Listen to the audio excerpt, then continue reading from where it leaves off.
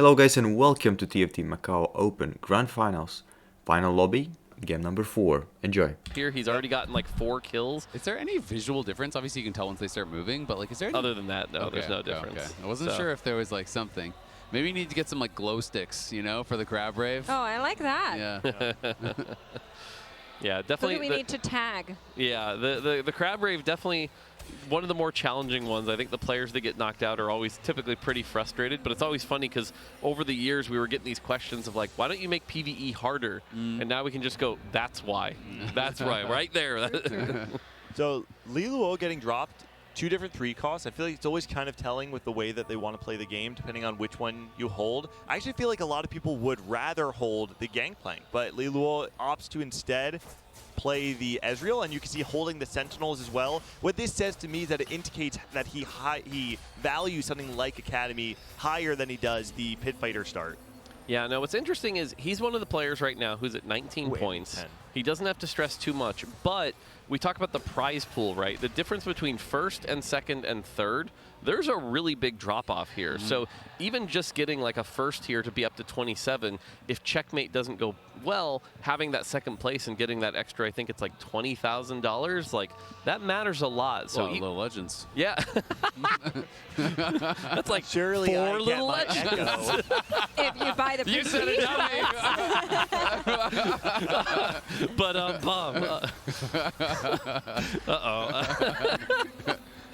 Don't But- worry, no one's watching.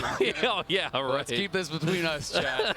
Yeah, you didn't hear nothing. This is a safe place. All right, Silver Augment here. Blade Dance is a really fun one. That can do well. It's kind of hard to play, but if It gets- is really cool. Yeah, it does do well. Branching out the other safe option here. Branching out just, you know, getting that +1 emblem There's a for a Is lot of it good silver. plus really ones. I think there's a safe? lot of good Power-up. +1s now. Like, Goes with, there we go. Go with the Yeah. Aurelia Hero Augment here. Has It's already 5 on 5. Aurelias.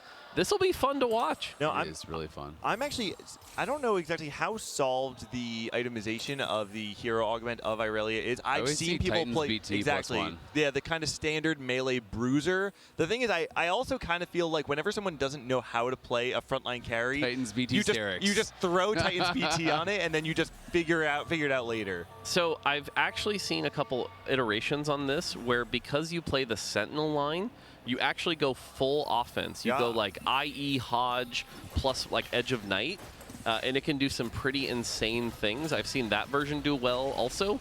That way you don't have to build up the Titan stacks. And the Titan stacks are a little less valuable because even when you're playing Rebel, you already have like 2 Sentinel or even 4 Sentinel. So you've already got the armor and MR. That ends up being a little less Is valuable. the AP scaling on Aurelia just for the shield? Yeah. Okay, that's what I figured. Yeah, so it's, you want to go full AD. Yeah, of course. I just meant from the Titans. Yep. What the value was there. Yeah, it's not as good there. So Yeah. looking at this board here, has the Bruiser emblem and the Ginsu. So clearly leaning towards that Twitch line with the Bruiser Mundo. That's going to be pretty good here. Just, you know, using this to get through the early game. And again, 19 points here, so safely going to be able to get to check next game. It's just a question of, again, how many points you get for those standings, working your way towards that big prize pool. And so those are our 2 players that, again, very comfortable right now, can kind of do whatever here. And we do see a power-up augment here. Power up does mean that we're not going to have a prismatic on 3-2, of course. It means it can only be silver and gold. But I also want to call out the 2 players sitting at 19. We talked about it before the break. They're now in a position to play spoiler for those players who are within check.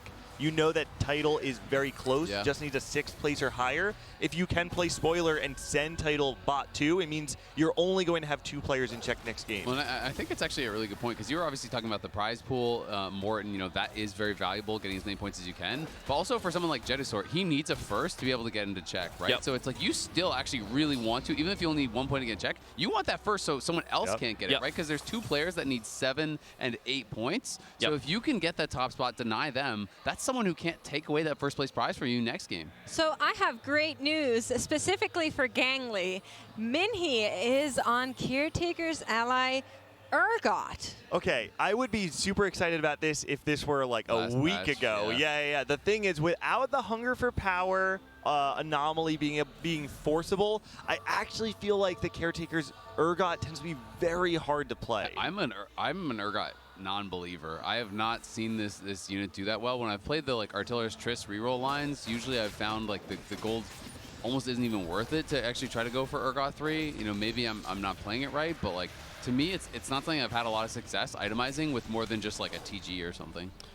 I've definitely had a couple games where you can make it successful, but that usually involves a little bit of shenanigans. For example, I had a game where you play it with Cooking Pot, and you give him so much extra health that he becomes such, he does the same thing every melee champion does, where he takes damage, which causes him to cast, and then you have Pit Fighter. That Pit Fighter allows him to heal back up, and you get a lot of damage that way with Artillerist. That being said, I don't think that's what we're seeing here, and so it's going to be pretty hard. You think he had? I do like Rageblade Urgot early. He does do a lot of damage, but it's the kind of thing that right around 4-1, even at 3-star, it kind of falls off. So I don't think it's the kind of thing you can stick with. My guess is that's an item holder to later become like a 4 Artillerist line. 4 Artillerist did get buffed, and so if you could get that going, that can be a way to succeed. I mean, if you're 4 is quite strong. If you're playing something like Tristana Urgot, right, you have Rageblade IE already slammed, like you're saying, really strong item holder, even just at 1 star. When he levels up to 6, he'll have it as a 2-star Urgot. Or is it level 5? No, yeah, when he's level 5, he'll have it as a 2-star Urgot. Because you get one when you pick it, and then you get one for 4 and 5. Yep. So I can definitely see a world where he opts to just play into the Tristana reroll, which we've seen do well, and then kind of forego the value of the 3-star Urgot entirely. But if you don't have the Trist like really early and you're getting the stacks, I think it's not good. Yeah, I'm less excited about that, and I'm more excited about possibly like the Emissary line. Yeah. Where you can go that and then play around the Urgot 3, the Ambessa 2, have that Garen frontline and just Corki. Yeah, and play exactly. The Corki can be there. You can go like a 4 Artillerist, 4 Emissary line. Yeah. That's another line, especially if you get like an emblem. You can put the Artillerist emblem on the Ambessa. Ambessa with Artillerist in particular, it is the best Delta item you can put on Ambessa. Generally, though, it has a lot to do with being able to play around the 6 Artillerist, right? And so I'm not a huge believer personally in 4 Artillerist entirely, but we'll see. Yeah, I personally really like the Emissary line for this specific patch and the Caretaker's Ally. I think that's your best out that I would go for, probably. Speaking of which, it's interesting. The Emissary line was something I think yesterday, especially in like top 64, top 32, there was a lot of hype around. A lot of people were saying like it was the safe level 8 line that you could kind of flex into a variety of carries. And I bring that up because today, we haven't seen a lot of it. There's not been a lot of that Emissary line, which is pretty interesting. It is interesting. It's almost one of these like self-correcting things where I wonder if because it was getting played so much, people felt it was too contested to actually go for it, and then people stopped playing it, and now maybe there needs to be like that self-correction again where people start playing it, So basically what happens is everyone who's contesting it is losing, and the players who aren't playing it advance, and then they're like, oh, well, I didn't play Emissary yesterday, and it worked really well, so I don't need to play it right now. Because I for sure think there are still good lines to play Emissary. I think it's really strong, and when we're looking at the stats for most played comps, it was like obviously this is exact comps, but it was a variation of Family was by far #1, and then there was like 3 or 4 variants of Emissary were kind of the next most played. So I do think there's lots of different lines you can play, but it is hard if it's really heavily contested. Yeah, calling out by the way, their titles board here. He is going to full win streak through the stage with that Darius 2. I love a 3-item Darius to start with, a Darius 2. So hard to kill with the amount of healing and damage he does. So really good position here. Again, title only needs a 6th or higher, but, pretty comfortably good start here. Has 48 gold, looking really good here. And the economy in this Scuttle Puddle, looking really high across the board. Yeah, also got the Conqueror, of course, on the back of that Darius in as well, super early, so that started stacking up. Now, you mentioned it, top 6 is needed for title. To maybe give you an overview of the rest of the lobby, Shaji and Lilo are guaranteed after this round for checkmate. Shichu needs a top 2, and then Jedusor needs a top 1 to make check on the back of this game. So there is a world where it all lines up, and we have 5 players on check after this game. I just want to call out, by the way, every time we saw a gold orb appear, right before they grabbed it, we would switch views. So we'll have to see what everyone got their gold orb here. Yeah, like I said, 1 off the Aurelia here, trying to roll down. I do think when you're at 8 here, you go pretty deep. You go to 30, I think, for sure. Yeah. Especially with a 1-cost hero augment, I feel like you need to spike it, have enough tempo, be win streaking this next stage or 2 to be able to actually get towards the late game. Because, okay, so there you go. That's very big. And doesn't have the final item. We don't actually know if he's sitting on any components. It would be interesting to see what he goes for. It could be Edge Knight. It's going to be IE, so it is a pretty aggressive build like you were talking about. Yeah, this is what I was talking about, right? You get the IE for the spell crit. That's really important. Has the Hodge, which synergizes with that really well. The Titan's not ideal per se, but the fact that you're playing the Rebel version, that the armor becomes more valuable. So pretty good here. And so I imagine this might just be like a combination of Aurelia into the Zoe and the the Lowy. That's what I would think. Yeah, and should just be a solid, secondary carry. I mean, it can be really nice when you, especially if you can hit it reasonably early. I mean, this is 3-1. Obviously, there's a lot more gold injected in because it is Scuttle Puddle, so there is still a cost to having hit it. You did have to roll down to 30, but you hit it this early. If you can streak this next stage, you just start ecoing up, you pump levels, and then it doesn't have to be about that later on. This is our power-up player, Yep, that's huge. Yep, is going to be able to get this. Black Rose and Dominator. Yeah, it's interesting. I don't remember what the setup was. Oh, wow. Playing Dominator already. Okay. So he is going to go Dominator crown. So then you can get 6 quite easily. And I do think 6 Dominator, especially if you can get it in early, is quite strong because we talked about this earlier. The shielding is powerful. Liluo, by the way, getting a artifact out of his augment here. We talked about that Aurelia. If you get an artifact like Death's Defiance, could be really, really good. Or even Prowler's Claw on that Aurelia could go really insane. Well, now you said it. We'll find out. Ha! Look at that. Called it. I'm curious how that interaction actually works. So will it transport you after the first kill? And then you'll dash after, and you'll potentially dash back into the back. This will be fun to watch. Let's see an take Aurelia one trick in League of Legends. Yes. So we watch this here.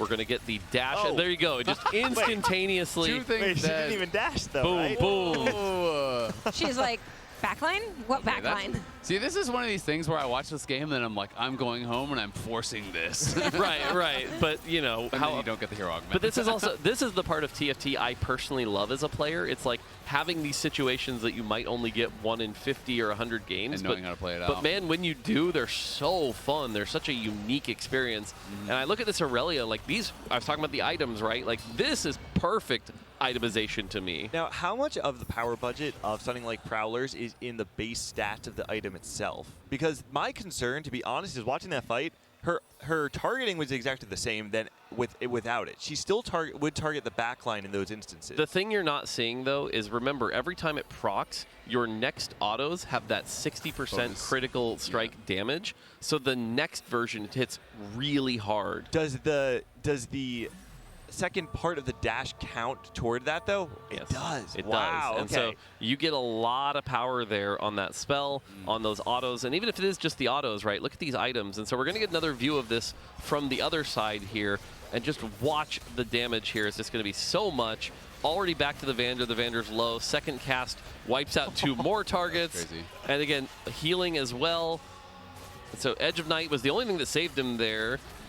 And so gets the kill, and yeah, like this is a really cool version of this Aurelia hero augment. Oh man, I mean, Minhee's board, it is really, really spooky to be playing from this position. Minhee has been having such a rough day. These are some tough games where Minhee has been opting into some of the more variant sort of really augments, risky. right? Exalted Adventure. And then Caretakers, both of which it feels like he ended up taking the worst options of those. And I mean, that's also, one of the things that's just part of TFT, right? Like, I can't remember who I was talking to, but he had played these similar kind of lines sometimes earlier in the day and hit some really ideal setups. He did get a pan there on a carousel, so. He should have 2 pans now, right? Oh, no, that's the one he just picked up. All right. Yep. I looked in the second that he picked it, but I was like, oh, maybe. But yeah, it does open up for him to go something, like into the pit fighter vertical or something like that if he wants to play into that variation. Yeah, that is one out here. He has a Reforger as well. He does have 2 pans. Interesting. Yeah, there you go. So he does have 2 pans. So this is actually okay. I don't know that I like that slam, though, here. When you have the 2 pans, we talked about how, again, 1 pit fighter emblem, 2 pit fighter emblems, that's a win condition. And so I feel like you had the opportunity to go that route here. But I also understand the fact that you're at 60 HP, you're already not feeling that strong, and you're like, do I want to hold on for these components, But you're playing Urgot carry. Like, you're at 6 points in this tournament. This is the kind of thing where I think you have to play for the 1st or 8th plays. And the 1st or 8th play here to me is take the pit fighter emblems, play around the Urgot 3, get to the 8 pit fighter, and try to play around that. And unfortunately, slammed that Tactician's Cape, and still ends up losing. This is a bleed out. Now what's your win condition, right? Like you have nothing to even 1% chase here. That really worries me. Well, I think his chase is still what we talked about earlier, where he's trying to play around like that quirky, emissary line probably. Right, but at that point you're kind of playing like a decent board. Like And again, when you're at 6 points in this tournament, No, I agree. You don't need a decent board. You need a high roll first to swing you right back into this. Yeah, you need to I get like 8 the points and then try to fist get checked slam next on the game. on the sofa here Yes, more. I mean you need it. Like He's like, yes. Shout out to the TikTok feed. Perfect, They see perfect. that. By the way, 9 loss streak here on the other side here. This could be a 10 loss streak. I mean, yeah, So. it looks right now, if I'm looking at these items, that you're playing some sort of full loss streak into an emissary board, because the itemization having the Edge of Night, Infinity Edge, and then the Sterex alongside the Garen, which is already there with the Anima Visage, means that you should be able to do the really powerful Mbessa the aggro D-toggle, or the aggro toggle straight onto the Garen. I'm just so happy every time we get to watch this Aurelia fight. It's, Yes, Oh, look at her. He's dancing on him. oh, the That blade is a dance blade is so dance. good. And we did talk about this, how, hitting this on 3-1 was going to win streak. Sure enough, does win streak through this stage, has a lot of economy. I love the item setup here. Title on the other side, being able to do pretty well, not a full win streak, but using that Darius to get him through with 82 health here. So overall, kind of looking like what we expected here. Stellar does win, has enough Urgots, by the way, that I believe, actually, he might need one more. One more.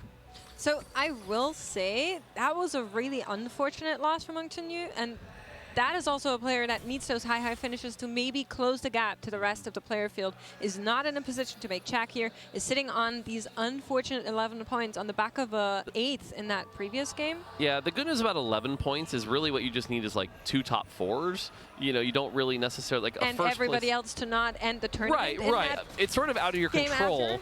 but like you don't have to go too swingy. And if you end up with like an 8th place, you put yourself in a position where you're like never going for it here. That being said, if you need 2 top 4s, a 10 loss streak opener is a very risky way to get that. I think he's gonna like basically send it to 0 right now. We're gonna see this roll down here. He has got to hit a good board at this point. Find some real item carriers. Kind of surprised they didn't at least like hold Jinx, because I do think some of those items can work. And that can be one of those things as an out to hold on to. He does have 2 Malzahars here. That being said, Malzahar definitely has dropped items. down in priority, and like you said, no items That's why to I really thought, like, support that. An Yeah. AD legendary, he just passed his 2nd Jinx, right? Like now he picks one up, but sometimes even if it doesn't fit perfectly in your comp, just like a random Jinx 2, random Jace 2, something like that could bail you out. But he did not have a good roll down whatsoever. Now you're on this like really weak emissary board. He got no Corki. He has an Mbessa 1, Garen 1. He's in a rough spot. Yeah, I agree, and I think that's one of the challenges of this emissary board, right? Is you do have to. It's not a 1, 2, 3, 4 trait you can slowly edge into. It's like you have to hit it all. You have to bring it all together. On the other side, we do see the Urgot 3, but again, Urgot 3. Twitch as well. So he's got an experiment line. Yeah, so it's okay, but again, like I said, it usually falls off really right about here as people start getting their 4 costs online. Yeah, so it is interesting though, because this is kind of like the old school Twitch Mundo version, was people who played it with 5 experiment, and you played it with Zyra, and you played it with Urgot, and you had those extra experiment hexes. Maybe a bailout. Oh, belt overflow, and we see as a Garen 2 in shop.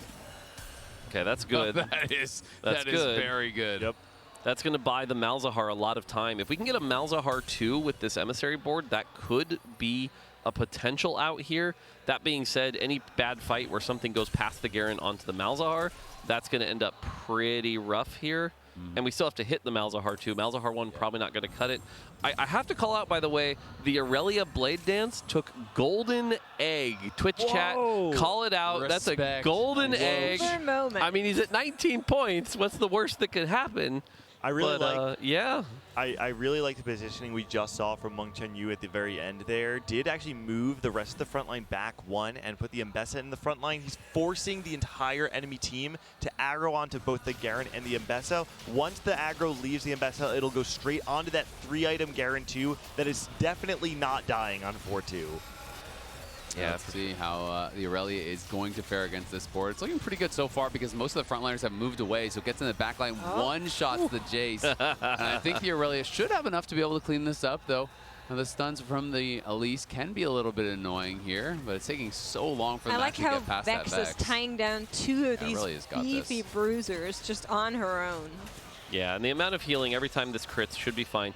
There is a Bramble Vest on the other side, but I'm not too worried here. And again, with Golden Egg, every single round you win, that Golden Egg is so big, is going to be cashing out sooner. If he wins 1 or 2 more, this is looking like a solid first place. So something we didn't talk about when we were talking about Minhee having the experiment variation of the line is that this patch, there is an alternative form of high roll that you're opened up to, which is Warwick. It's one of the ways that you actually can high roll in the experiment line, and it's not something that we've really seen in that line much at all. Yeah. So this one's tricky because I agree with you, right? 7 experiment and Warwick and things like that, but it's so unexplored right now that people haven't figured out the proper way, like which bonus do you use? Is Warwick worth giving a bonus to? Because Warwick's bonus is kind of just okay, especially if you're ahead. You get those stuns, but you're giving up things like the Mundo bonus, the Urgot bonus, and things like that. So I think right now the risk there is it hasn't been optimized, and you might actually grief yourself a little bit. I mean, I agree with you, but like even if you don't do it perfectly optimal, 7 experiment doubles all the experiment bonuses. So it's not bad, and I think if you're playing the full experiment line, you put it in anyway, and even if you're not sure to use Warwick or not, just don't put them on a hex and double the ones you're already using. Yeah, so 7 experiment, I agree. That being said, we don't have the emblem, so that's going to be tricky. You would have to get a +1 plus that, Yep. So, but yeah, and I think that's generally what we've seen is people play it safe, where you put the Warwick not on the hex. So that's a Jinx too, by the way. I just trust that you made it good and put it on there, Mortdog. That's my faith in you. There you go. We do have a Jinx 2 on one of the boards here with IE Ginsus. I'd want to get the Ginsus off, but the IE with Jinx 2 is very powerful at this phase in the game. So also want to note, we see Minhee, who has won the last 3 rounds, actually moved those Urgot items onto the Twitch and is now playing the Ginsu double IE Twitch. He just got a BF sword, so now he has Shojin for the Jinx 2.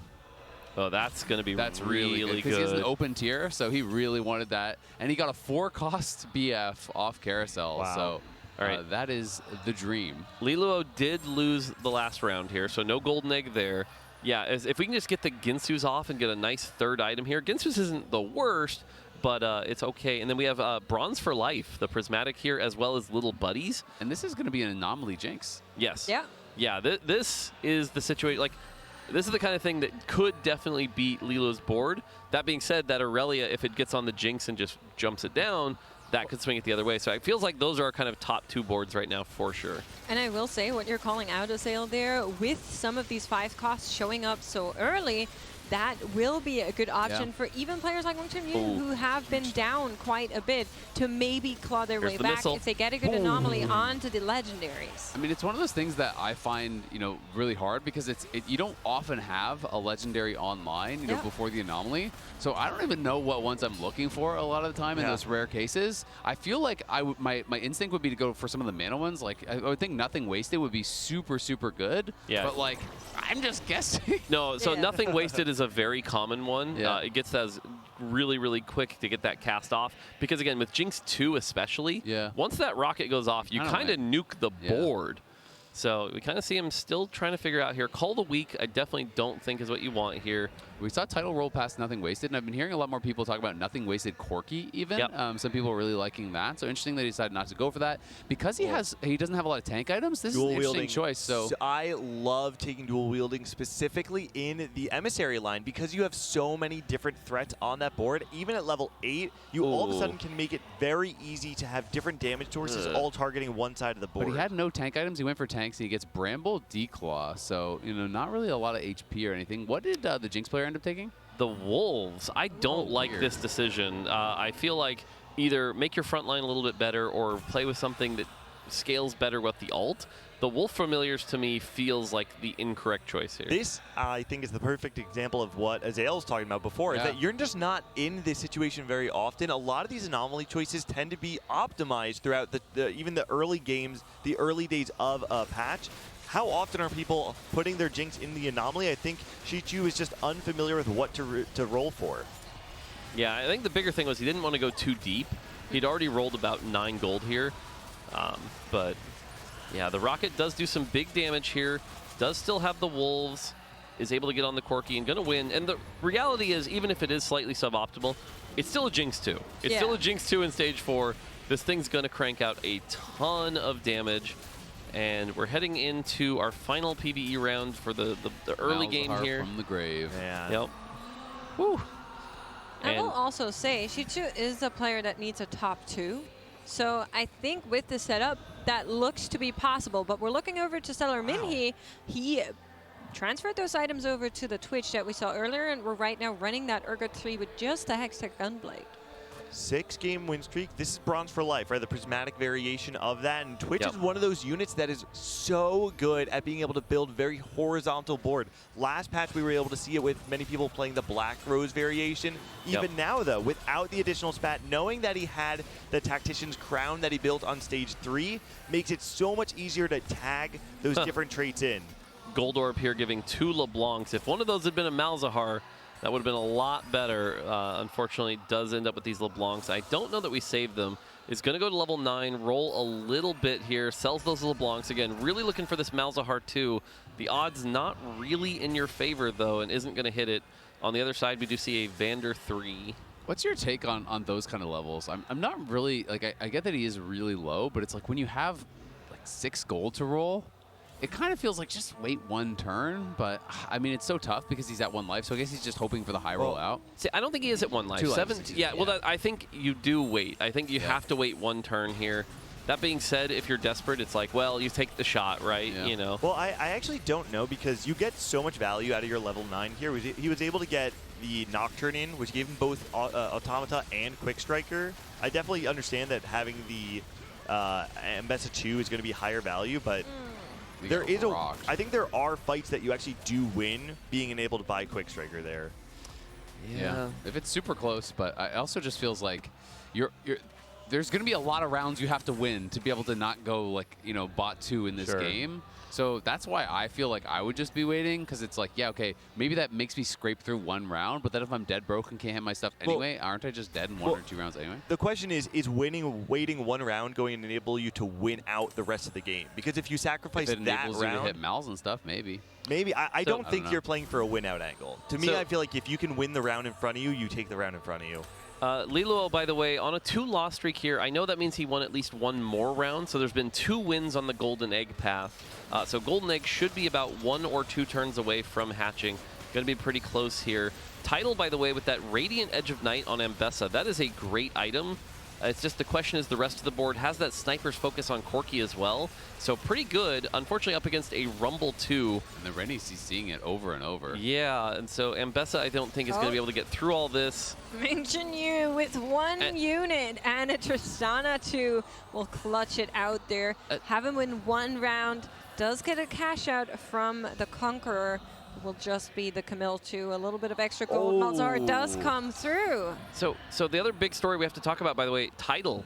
Title needed 6th or higher to get to check, and we just saw him take a really nasty loss. There's a chance here Title does not get 6th or higher here, which would be massive. As we were taught about 3 players that could easily hit check. Yeah. It might just be 2. Yeah, you get a look at the health totals here. 12, 10, 8, players on 2. 1 life. This is going to be a huge fight. Yeah, there's a Warwick on board here now as well for the Rebel player. We'll see what they can get done. The Rebel stun does come down, and that Aurelia is in that back line. I think going to make short work of most of this board. And now over here on Title's board, it is looking a pretty close fight here. Ambessa in the back line. It's up to Ambessa, but can't get it done. Did he kill enough to stay alive? No, he did not. Title is out. He will not go to check in this game. Meng Cheng Yu up against Liluo right before the cash out. Oh, Experiment. Was the Experiment player still alive? Yeah. Minhe's still in there. Minhe's There's an still alive. Experiment spat on the carousel. So now there is that potential out of hitting the Warwick and getting the Experiment spat. Would be pretty interesting. Yeah, so 2 things here. Title either went 8th or 7th, but either way, that means he doesn't make check. That's massive. The other thing I wanted to call out here is the Aurelia. We talked about how he dashes around. Paired with the Warwick, if the Aurelia ever gets anything really low, the Warwick will follow and join and get the execute. That's a really fun combo. The Golden Egg is going to crack. Going to get 2 Tactician's Crowns here. Oh, man. That's going to get +2 to the army size. What do you think about the tech? So I've been hearing about some people talking about, so you just block the Warwick in the corner so it just stays alive the whole time and just has that execute alive. And you don't itemize it. It helps for the first execute. If you have 0 items, I'm okay with that. Yeah, with 0 items. Right, but it does grief your positioning a little bit. Yeah. Here, I don't mind like putting it in the back line. It'll catch up eventually. We also get to see, by the way, the Anomaly getting the giant-sized Aurelia, so that's really cool to see this giant Aurelia. In case you didn't see her slice up your entire board before, now you definitely do. Giant Aurelia will take care of Xiaoqi's board as well from the looks of it. She does take a little bit longer to reach that Jace, but will finish him off, and Warwick will help with the cost, is now onto that front line as well. And you also still have that Zoe in the back line, serving out so much damage. Coming back to what we've been saying about the Emissary board, this is really a multiple threat kind of board. Absolutely. It was also worth mentioning that Minhee decided not to pick up the Experiments bat. He did actually go for, I think it was a Visionary spat, but it was on a Mundo, so I think he just wanted the Mundo for probably a Mundo 2, I'm assuming. Well, also keep in mind he has the Bronze for Life as well, right? So anything that does enable you to go damage. A little bit wider. Unfortunately, he got knocked out. We had another double knockout here, so we went really fast. We went from 8 players down to 3 Minhee in about 2 rounds. Minnie's on a 10-win streak now. Xichu also still in contention. We had 2 players guarantee, Xiaoqi and Liulo. Both of them will make check, but if Xichu can get into the top 2, finish there, we will have him on check as well, giving us a little bit of a 3-horse race situation. But let's check in with Stellar Mini and the one item, Urgot 3, that was delivered by the Caretaker's ally. Takes care of the Aurelia with no effort whatsoever. This is not a line that we really see all too often, playing around the vertical experiment. And I think a part of it may be enabled by having the Tactician's Crown early, because you get to have additional threat on your board that are either buying time for him to scale up or to deal additional damage with the Prismatic Bronze for Life. I think that's the big one here. The Prismatic Bronze for Life enabling just so much extra power. And again, I was talking about this beforehand, right? Where it's like certain lines need certain conditions to elevate them to an extra level. And the fact that you're playing that Twitch with double Ginsus kind of normally means you're lacking some damage, right? You don't have too many damage items, but that Bronze for Life providing so much extra utility here. Damage. Yep, and so now we've also got the Scuttle Puddle, which means 2 more full items. There is a lot of itemization going on right now. And it is so interesting, right? Because we talked about the Anomaly choice for Shike, and you know, he's playing this Jinx, you know, with the Wolves. He needs top 2, right? If he goes out in 3rd because of maybe a non-ideal Anomaly choice, that means he misses out on check this game and potentially misses out on being world champion. Yeah, for sure here. These are 3 very powerful Open boards. champion. Yeah, well. 11 units on Lilo's board here right now, kind of the favorite. We have the Jinx 2. You know, the front line, though, still an Alawi 1 here, unfortunately. I mean, he's sitting on 60 gold, though. We just watched Minhee beat the player who just cashed out, 10. Liluo, after cashing out, and so I'm not entirely convinced that Xichu is going to be able to actually get a second place finish. It would start here, but no, not even being able to kill the Twitch between the damage over time of the Malzahar and the Jinx Rocket. This looks really bad for Xichu. But he's trying to go 10. Like, he's sitting on 60 gold. Yep. So, you know, I think that he's feeling like he's going to be able to get towards 10. We'll see. He is now on 70 gold, so he's got another life to give, likely, unless he gets blasted. I think he's recognizing that it's the only way, right? It's like at that point. He just went 10. He just went true 0 to go 10 and put in a Zeri. Yeah, well, so, I mean, at the very least, the Zeri gives Firelight. Yeah. Although, actually, wait. He already had Firelight. 3 Firelight. What did that give? Did that make him weaker? Firelight, I think. That made him weaker. You lose out on the Bronze for Life and the Firelight. Huh. Okay. Okay, well, we'll take a look at this fight here once again between Liulo and Xichu. Xichu needs to stay in here, I think can take another hit if needed, but we'll get a glimpse at the giant-sized Blade Dance Aurelia as she finds and clears that backline with no effort whatsoever. Xichu hanging in there, though. I was just about to say, watching Aurelia and Warwick dash together and kill everything together, that is so fun to watch. I've been that AD carry in League of Legends. It only looks cool when it's on your team. Yeah. True. Okay, now Rumble here, that's a good add-on here, right? Yeah. I believe that's giving 2 Scrap and 2 Sentinel. Does it work with Junker King? No, it says non-unique, and so Junker King's a unique, but... Well, I can't read, so... Yeah. None of the TFT players can. It is just going to be the Scrap because we had Sentinel in before with the Rel, so but still one more trait. It's, you know, it's the Prismatic variation, which means every single trait that you get is a meaningful impact to the board. And Rumble is just better than a Zeri 1. Is it good enough, though? We saw this matchup before. Lilo's Aurelia and Warwick are absolutely lethal to that backline. You're still only sitting on that Malzahar one. The Jinx is subset to stuns. Aurelia has found her way. Warwick is joining her. They're onto that Jinx, and they're making short process. All right, the Warwick does die here. The Echo could carry this. It is possible. Oh. No. Really close fight, and I do wonder, I mean, it's so hard because you want the Jinx to be able to stun the melee carry of the Irelia, but Irelia has always the chance to go into the backline, so if you have Jinx on the same side, it's a very risky play. We do have determination on the players that have made check after this game. Lilo and Shochi are going to be the only two players to make it here with that elimination of Chichu on third place. Unfortunately, 1 point short. Yeah, so it's crazy. It's funny. Talking up until this game, I think we've been saying, you know, title this and title that and things like that with that strong start. All of a sudden, the narrative has swapped to our other champion, our other previous champion.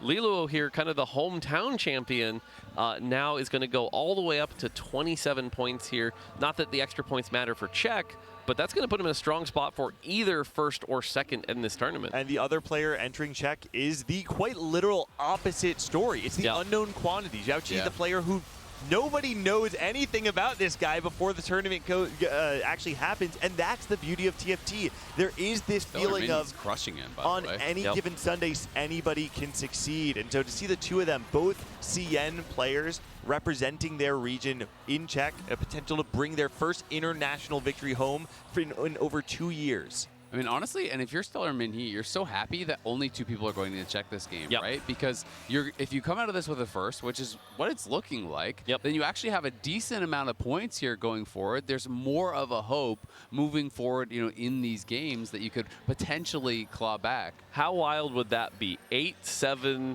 into, like 8-7 whatever, into first, clutch it out, like, because he'll be at 14, I believe.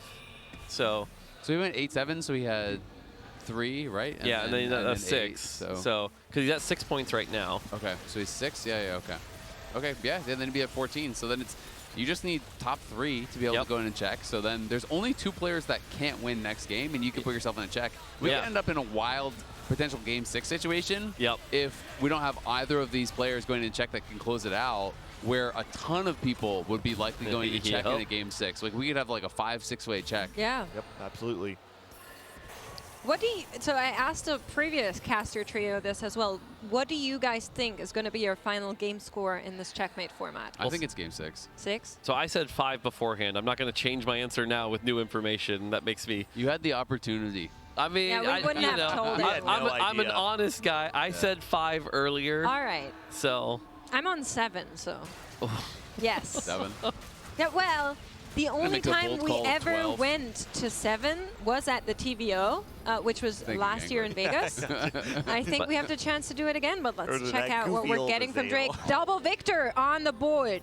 Yeah, so we're now at 7-1. 7-1 is when the in fact you're level 10 as well. The 6 cost odds are incredibly high here. This is where you can start to see those 2-star 6 costs. Nothing gets hit though. 2 Mels, 2 Victors being held here. I did also want to call out here the Titanic Strikes, the Anomaly pick on this Twitch. Because there's so many units on the other side of the board, you're getting that cleave value. So that's a really good Anomaly pick here on that Twitch. I'm sorry, it's interesting. He's valuing Bronze for Life more than the Victor. Doesn't elect to actually put it in, but this could be the last round here. Liluo have not been able to take him down, and we'll see if he can do it. It's all up to the Aurelia, get into the backline, but the Twitch is positioned on the opposite side of the map. He gets the kill on the Aurelia, and this one is not even close. Stellar Minhee had a rough start to the day here, but is going to be able to likely close this one out. Doesn't quite kill him, 1 HP. But that was the Mel, right? I believe so. Lilo put a Mel on he only had board. 10 health, right? Yeah, he put a Mel on board, and I looked at it, and I was like, are we actually, do we have enough casts? I think it's been there for a while. Okay. Yeah, must have, In the shadows? I mean, I want to pay attention to the positioning here. The thing that stood out to me, Liluo is opting to put Aurelia on the opposite side as the primary damage, and I think the part of it is because he doesn't have enough survivability with a full damage variation of Aurelia. He's afraid of the Twitch being able to burst the Aurelia down, but you can't win the extended fight against Twitch. Don't you just have to flip it and just pray you go backline instantly? We'll see. Well, this should be the final fight between the two of them. Can Lilu avoid the fate that seems to be written on the wall? See, Aurelia does go down, and that is going to be it. Stellar Minhee, after a rough